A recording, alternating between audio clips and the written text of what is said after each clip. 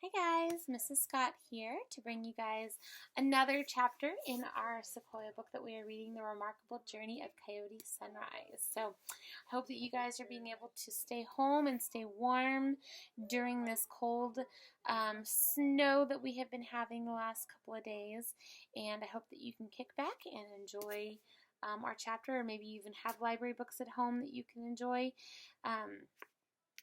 during our snow days that we're having here. So I'm going to go ahead and get started.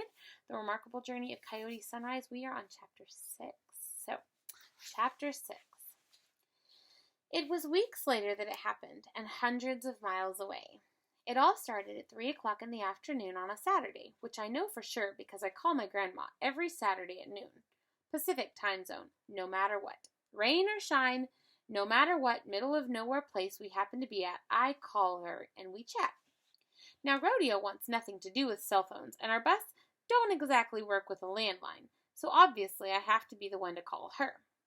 Which means that every Saturday around 11 o'clock I start keeping my eyes peeled for a payphone. Since everyone's got a cell phone in their pocket these days, payphones are pretty tough to find. You have to find just the right kind of gas station, usually an old one with flickering lights and a wooden counter and dusty cans of chili on the shelves. If there's no payphone to be found, then I gotta start asking strangers if I can borrow their cell phone. It's not as tough as you might think if you pick the right kind of person. Find an old lady with a nice face and smile wrinkles all around her mouth and ask her if you could please borrow her phone to call your grandma. It's a yes darn near every time. Say excuse me and ma'am and it's practically a guarantee. They just about fall all over themselves trying to snatch their phone out of their big old purse, and half the time they end up showing you pictures of their grandkids. That's what I did on that Saturday when everything started going crazy. We'd driven late the night before, and I just reluctantly woken up from an afternoon nap. So I was dead on my feet and yawning when I managed to find a woman with a cell phone she'd let me use. "Hi, Grandma," I said, plenty loud so the lady who loaned me the phone would know I wasn't scamming her.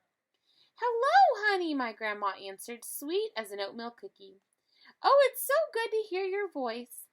It was the same thing she said every Saturday, but it always gave me a happy little tingle.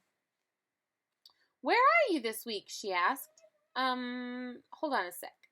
I covered the phone with my hand and asked the phone lady, "Excuse me, ma'am, where are we right now?"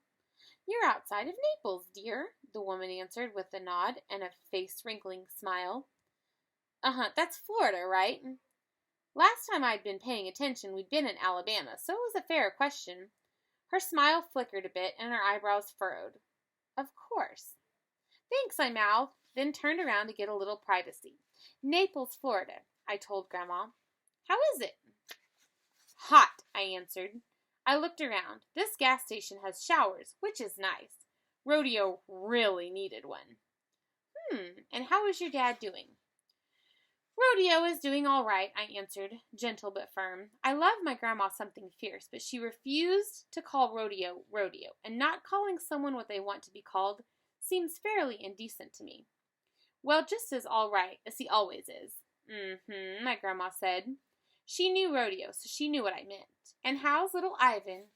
"Not so little," I said. I'd taken to sending pictures of Ivan to Grandma from time to time, like postcards. "He's grown a ton since the last you saw. He's not hardly a kitten anymore at all. He's tall and slender and regal and all kinds of smart. You'd love him." Grandma laughed softly in my ear. "Yes, I'm sure I would, dear. Maybe someday you could come back this way and I'll get a chance to meet him." It's what she said almost every Saturday, and just like every Saturday, I had to kind of dodge it. She knew as well as I did that that'd never happen. "Yeah, maybe. For now, though, I'll take another picture and get it in the mail to you tomorrow." My grandma sighed. She didn't even try to hide it and said, "All right, dear, that would be lovely. I do miss you, though, sweetie, so much." She said that every Saturday, too. Her voice was getting that familiar, sad, wistful sort of flavor it always did, so I knew it was time to wrap it up. I took a steadying breath and blinked a few times, then rolled my eyes. Grandmas can be so emotional sometimes.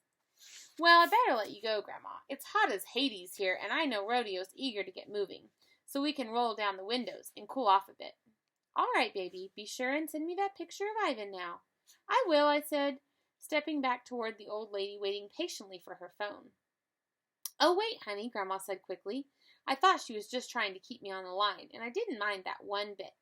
I've got some kind of sad news about your neighborhood. My neighborhood?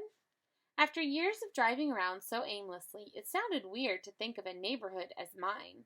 It sounded weird to think of anything as mine, except for a bus, a bearded weirdo, and now an exceptional cat. Yeah, remember that little park at the end of the block? Of course. It had been 5 years since I'd seen it, but I didn't even have to close my eyes to picture it, with its picnic tables and rusty old swing set, and most of all, the corner of it that was all wooded and overgrown and wild-looking. Well, I'm afraid it's going away, dear, Grandma said with a sad click of her tongue. Everything stopped. Everything inside me, everything outside me. My eyes locked on the cigarette butt I'd been eyeing, still smoking on the hot asphalt by my bare feet. My lungs caught in mid-breath. My fingers froze on the phone, clutching it in a death grip. I forgot about the old lady watching and pretending not to listen in, blurred out the sights around me. What? My question came out as a raspy croak. They're taking it out, the whole thing, she said, her voice regretful, but casual, like it was no big deal, like it wasn't the worst thing I'd heard in maybe 5 years. They're putting in a new intersection, doing some sort of street expansion. There are so many new houses since you've left, so much more traffic. Her voice droned on while my mouth went dry as day-old powdered donuts. All of it, I managed to ask, thinking of that wild little forest in the far corner, that green-shadowed bit of wilderness that held secrets and memories and magic. Yes, I'm afraid so. When? I choked out. Grandma sighed.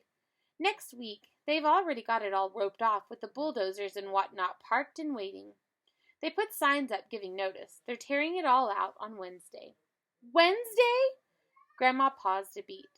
I think she was a bit startled by my panicked shout, but I wasn't in any state to be all that tactful or diplomatic. Yes, dear, are you all right? They can't do that. Grandma paused again. Well, they can, dear.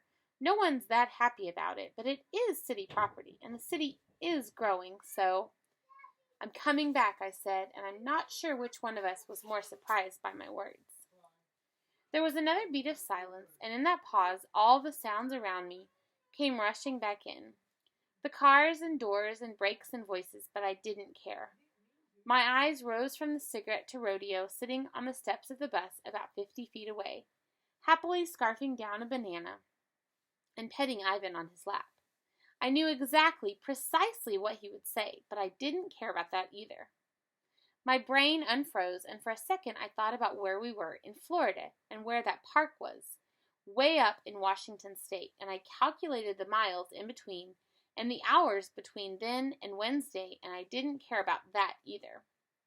All that happened in the time it took my grandma to suck in a quick, sharp gasp. What? What did you say, dear? Her voice was surprised and startled and colored just here and there with something I hadn't heard in it in quite a while. Happiness. I took in a lungful of air and blew it out through flared nostrils. I always flare my nostrils when I'm determined or terrified, so I flared them double right then in that parking lot. I looked down and stomped out the smoldering cigarette with the sole of my bare foot. I said I'm coming back, I said, looking back to poor, unsuspecting Rodeo sitting there with my cat. Then I said something I hadn't said in over 5 years. I'm coming home. Alright guys, sounds like it's about to get really good. We'll see you guys either in the library or next week for Chapter 7. Have a good rest of your snow days and stay warm. Bye.